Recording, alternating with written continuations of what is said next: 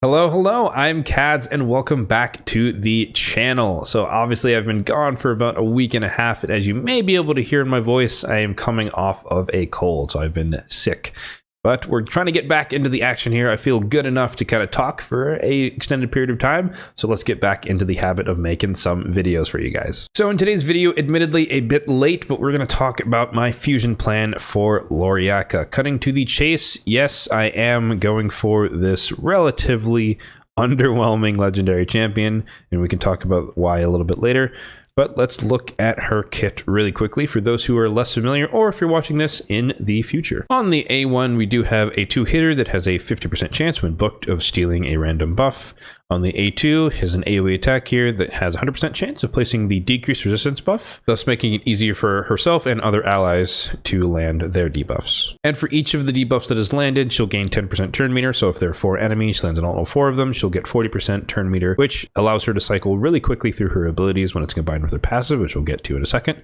On the A3, has a turn meter fill of 20% for all allies and places block debuffs on all allies for 2 turns on a 3-turn cooldown when booked. So her passive here, which is a lot more powerful than it seems from all the playtesting I've seen from other content creators, and go check them out for sure if you want to see how she actually functions in the game, but she fills her turn meter by 5% each time an ally buff is removed, transferred, stolen, or expired, which sounds like a tiny bit of turn meter, but it's a really a lot. So if you have a lot of buffs ending on whatever turn, the most buffs last for 2 turns or 3 turns, or if they're extended by lasting gifts, as soon as they run out across all your team, she gets a bunch of turn meter, especially if you have a lot of buffs. If the Head of Mischief steals a bunch of buffs, she gets a bunch of turn meter, stuff like that. So she can definitely cycle, get a lot of turns and cycle really quickly through her abilities. Now, all that being said, she is still a solid like C-, I want to say, in terms of my grade for her. I think she just needs to do a bit more.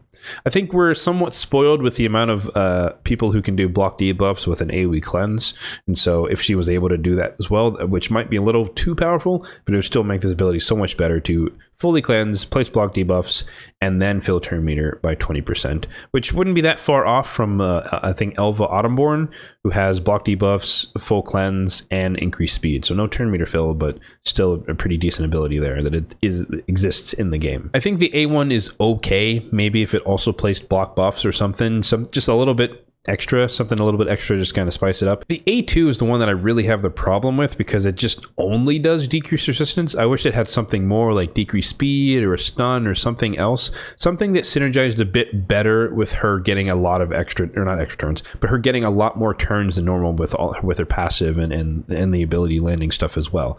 So if she had like a decreased speed in there or a leech or something to kind of help the team run, it'd be a little bit better. And also, at least right now, decreased resistance is such a weird debuff in the game because even though it reduces the amount of accuracy you need for all the other allies, this champion or whoever's placing decreased resistance still needs a ton of accuracy for whatever content you're doing to land this, and then it would become useful for all your allies. And even then, on most of the end game dungeons that you would really want this debuff, Iron Twins and Sand Devil come to mind. Iron Twins can just cleanse it off, and so half the fight you're not even going to have it up because it's just not going to land. It could also get 3% resisted, which means your team might fall apart because you're not landing your debuffs then. Or on Sand Devil, for example, where majority of the fight you can't land debuffs anyways because he's awake. You'd only do that when he's asleep. So it's not as practical to use compared to just having increased accuracy on your team. And I've just switched over to the index version so you can properly see her base stats and all their glory. So 18k, 18.5k on the HP, which is pretty decent, a little bit low maybe for support, but still scales pretty well. Defense at 1200 is pretty solid. 105 on the speed, very high, which is really good for a champion who gets a lot of speed like this. And then she also gets 20 extra accuracy compared to the base of 0. So now let's hop over to the fusion plan spreadsheet here, which will be linked in the description box down below if you want to check this out and if it's handy for you. But we have the entire Fragment summon event mapped out here based on the calendar that was published. And so we have pretty standard around 18 days worth of events and tournaments going on. You have your standard 4 dungeon split, 1 of each. We have 2 classic arena tournaments. We do have a champion training tournament that is already concluded. There's no champion chase. We'll talk about that in a bit. 2 dungeon diaries, both of which are 5 days. And then we have 3 artifact enhancements, 2 3-days and 1 4-day, and then a 4-day champion training event. And the crux of it all is the double summon rush. So as always, I've marked things here in the right categories with an asterisk if they are a predicted amount versus nothing if they're the actual amount based on what's published in the game. And then I tend to put stuff in parentheses for what I actually use in the cases specified. So as of right now, the most noteworthy things, of course, is the lack of a champ chase, and that means that it is not part of the fusion, but I would still expect that we'd have 2 times void next weekend, so don't be fooled by that. There will still be a champion chase, and you just won't get any champion fragments from it. It's also worth noting that the dungeon divers for once is actually reasonable. It's 4,050 for a 5-day event, which is pretty generous. If we scroll down a bit, we've definitely seen a lot worse, where it's been, I guess Razelvarg was pretty decent too. Where's a bad one? Maybe Elhain? Yeah, 4,400 for a 4-day. So we're below the amounts that we've had in the past for a 4-day. For our 5-day divers is less in total than a 4-day divers in the past. So fairly generous on the dungeon divers, and hopefully they copy that one for the second one. That'd be really, really good. The normal pinch point is always with the fusion will be during the champion training event and the corresponding dungeon, which in this case is Ice Golem. So starting on Tuesday, you'll have to budget your energy accordingly, if at all you're going for this. And of course, the worst part that's the deal breaker for a lot of folks is the presence of the double summon rush. So as I mentioned at the top of the video, I'm still doing the fusion, even though I was definitely on the fence myself. You know, you saw the grade that I gave her, as well as the event layouts and whatnot. But the way I decided to, or the reason I still committed to it was because they did not make, at least for the first summon rush, they didn't make the points outrageous. And so if this was like a Pythion style 10 sacred type thing, then I would have skipped it as well. And that would have been the first fusion that I've ever skipped, just because it's too costly.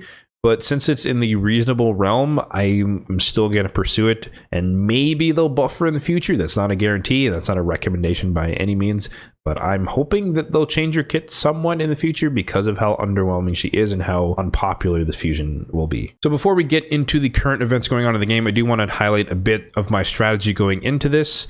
I am not that silver rich at the moment, so I'm going to try and skip as many artifact enhancements as possible. So in order to do that, I'm going to try and actually top this Classic Arena tournament that's going on right now, and I can show you where I'm at with that as well once we get to the current events. But I'm going to try and win that one, and that will give me 5 extra fragments, which means that I could skip one of the artifact enhancements, which are generally the worst parts of the fusions for me, just because I spend my silver a lot. The summon rush, I plan to do it in this manner, at least on plan, assuming the second summon rush is identical to the first, which it should be unless they really drastically change it, but I digress. So I plan to do it with voids, and we'll talk a little bit more about that later when I get to where my mercy is, but I plan to do it with voids. It would only cost 18, but I'm just going to do 20 because I'm lazy, and we're actually going to do that, the shard pulls, later in the video as well here for you guys. And then thinking even a bit longer term, the Ice Golem tournament that starts tomorrow, since Ice Golem is very, very unpopular as a dungeon, on top of the very, very unpopular Fragment event, I'm hoping that maybe I can push a little bit harder than normal and place top 2 in the Ice Golem tournament as well, and then I could actually skip 2 of the artifact enhancements. And you can see here that I usually call them out as costing 25 million silver a pop. It usually doesn't cost me that much, and you can see what I did for Jetney. It was about 16 million on average. For Razelvarg is 14, 21, 15, so about 17, 18 on average. So anywhere between 15 to 20 is usually how much it costs me per event, even though I do say it could cost up to 25, and it definitely has in the past, depending on what you upgrade. But ideally, I could save a ton of silver if I can win both of those tournaments. And win is being top 2 just to get the extra 5 fragments. But of course, since each of the summon rushes has 20 points, I'm planning to just get the 2150 on this one. That's hence the 18 voids. But I will be forced to max out the second one, so that will cost up to 7 sacreds. Hopefully, I'm banking on them being the same. So now let's talk about what's going on in the game pertaining to the fusions. As usual, let's start off with my supply count here. So you can see that we have about 4840 on the gems, so just under 5k, a little bit higher than normal, which is again part of the reason why I'm willing to burn some gems for energy in the Ice Golem tournament that does begin tomorrow. And we're sitting at a hefty 16 million silver, which is not enough. Maybe it's barely enough for one artifact enhancement, so we're going to definitely earn as we go, and hopefully, like we said, that we can skip some of the events coming up. So if we look at the tournaments, Dragon Tournament is over, as well as the Champion Training Tournament. If you want to see how I did, I maxed out the Champion Training Tournament. I normally would have stopped at the Ancient Shard, but they did offer some of the 5 Eternal Soul Essence, and so I wanted to get that at the top, so I just did barely enough, 6,500-ish, I think it was the top. So just enough, didn't really care about where I placed in this, just enough to get the Essence out of there. And then the Dragon Tournament, similarly, I just went as far as I needed to, just over 2250, just enough to get the 5 fragments. I don't really need legend or epic tomes anymore, but for those who might, then going to 2750 might be advisable for you. For Classic Arena, you can see here, saving some energy for later, probably for the Champion Training. As you can see, for now, at least I'm in the lead position with 1,000 points in Classic Arena. I probably will end up buying 1 or 2 refills, so about 80 gems cost, just to make sure that I maintain, again, either first or second, because I do want these fragments, and also I wouldn't mind some Relentless Gear, so I'm not opposed to winning on both aspects there. But again, the main point would be to save time or save silver later on for the artifact enhancement events coming up, because I am a little bit on the broker side at the moment. And I may as well highlight it here that this is the ice golem I'm referring to when I say that hopefully it will be relatively dead. If you're in my group, please don't try.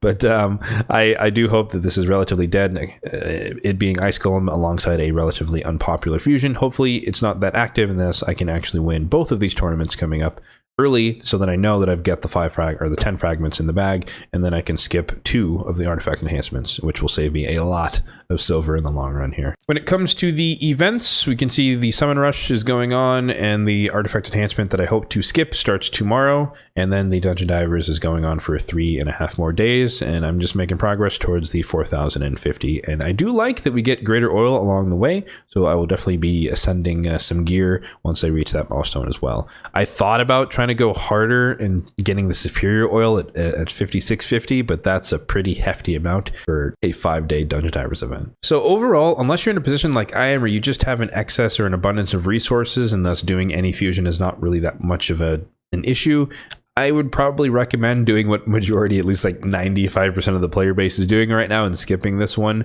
Maybe we'll regret that in the future, or those who are doing it may regret that if they buffer for some reason, or if she becomes super relevant, like a boss requires decreased resistance to be landed on them before anything happens or something. We don't know. You know, I don't know what's going to be required for future proofing, but I think this is relatively safe for now, at least in the current game, to skip, and majority of people are doing that. And like I said, I'm not one of those people, because I have the resources. You can see my shard count here.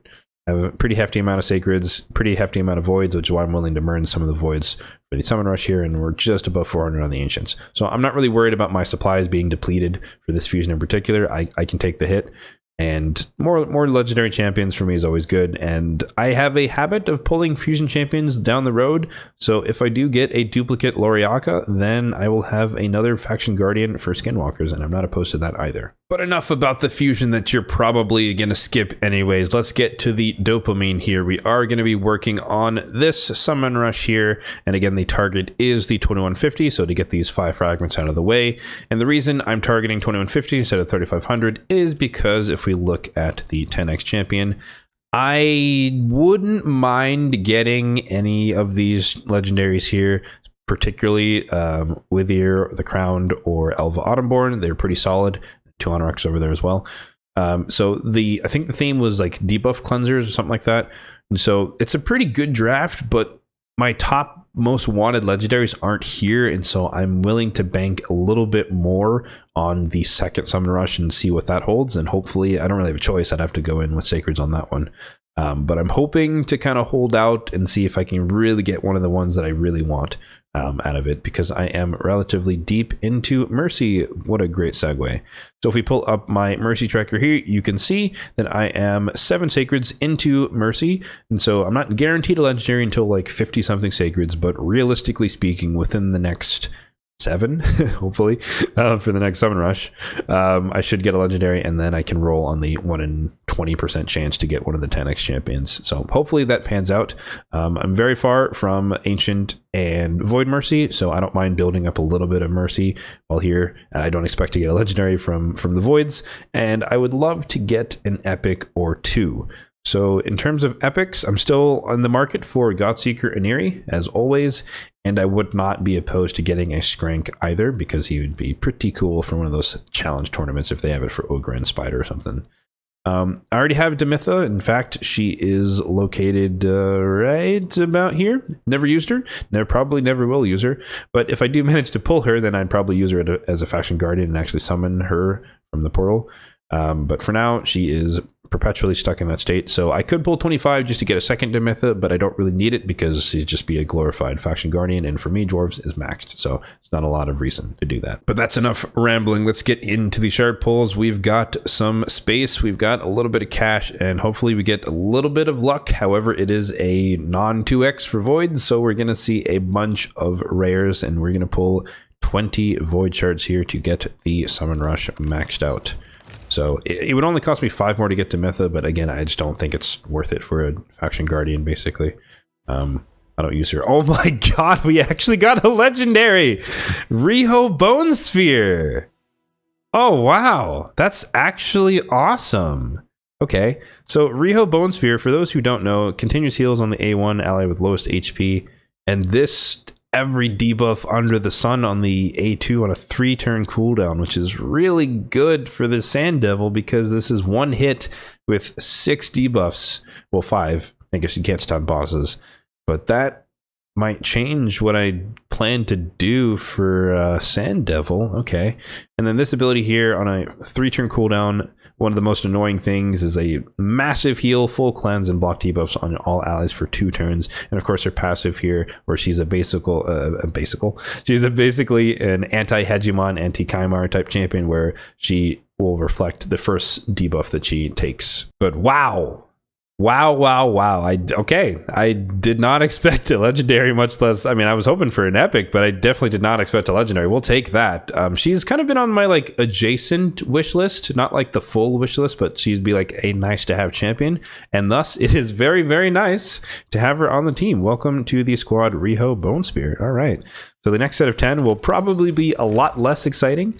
But let's see what we get here. There's Bellower, Epic. It is Faceless. That is a dupe.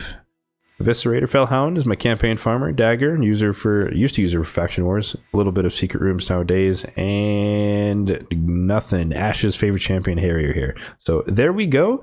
Let's double check the math here in the Summon Rush. Unfortunately, this is not a champion chase where I would get a lot more points for getting a legendary here, but this is just based on the shard type that you pull. So 2150 is done. That brings me to a total of 20 fragments out of 100, and we'll continue on with the fusion in subsequent days. Well, wow, what a way to end off this video here. And I do actually track, side note here, but I do actually track the amount of voids it takes to get legendaries because they're so rare and in the game. And shockingly, that Riho took 19 voids. So super, super lucky on a non-2x to get that. So very, very appreciative. Maybe I should get sick more often.